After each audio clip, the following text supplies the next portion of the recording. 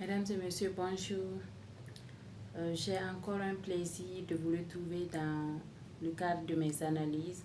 Ce matin, je voudrais revenir sur Allah n'est pas obligé d'Amadou Kourouma. Avant d'arriver au sujet dont il sera question aujourd'hui, nous allons parler de la guerre au Libéria, la guerre en Sierra Leone. Et nous allons parler de ces dirigeants qui ont travaillé de sorte à monceler leur territoire, les pays où ils sont nés, où ils ont peut-être grandi juste par avidité du pouvoir.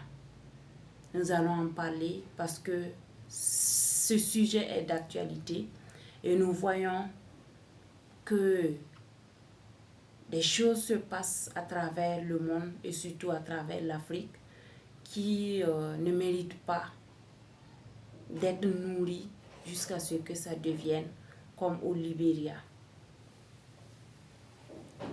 Sans plus tarder, nous allons parler de la biographie de l'auteur. Amadou Kourouma est né le 24 novembre 1927 à Bondjali en Côte d'Ivoire. Il meurt le 11 décembre 2003 en France, précisément à Bron. Amadou Kourouma est un écrivain ivoirien de l'ethnie malinké. Il fit son enfance à Bondjali, puis à Togobala, en Guinée. Togobala revient dans les soleils des indépendances, mais aussi dans Allah n'est pas obligé, dont il est question ce matin dans notre analyse.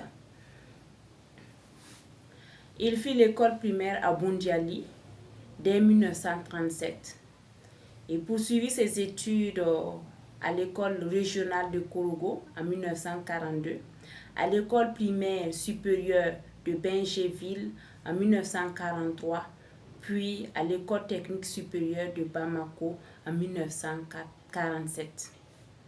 Il fit 2 ans à Bamako avant d'être exclu pour avoir conduit des mouvements estudiantins. Il rentre au pays en Côte d'Ivoire comme tirailleur au bataillon autonome de Côte d'Ivoire à Bouaké. Son retour coïncide avec les luttes anticoloniales en Afrique. Pour avoir refusé de prendre part aux interventions visant la répression des manifestants du RDA, il fut sanctionné, dégradé et forcé de se rendre en Indochine. Vous voyez que ce n'est pas un écrivain ordinaire, c'est quelqu'un qui a vécu des situations, qui a vécu les grandes étapes de la lutte pour l'émancipation de l'Afrique, qui écrit. Amadou Kourouma n'est pas un écrivain amateur, mais c'est un homme averti. Et il a réellement transcrit les choses comme il les a connues. De 1950 à 1954, il est envoyé comme tirailleur en Indochine à titre disciplinaire avant de rejoindre la métropole pour suivre des études de mathématiques et d'actuariat à Lyon en France. En 1960, lors de l'indépendance de la Côte d'Ivoire, il revient vivre dans son pays natal. Il aime son pays. Il aime son pays, mais il sera obligé de partir parce que les autorités coloniales avaient du mal à le comprendre. Ils ne pouvaient pas le comprendre puisqu'il est pour la libération de l'Afrique. Oui,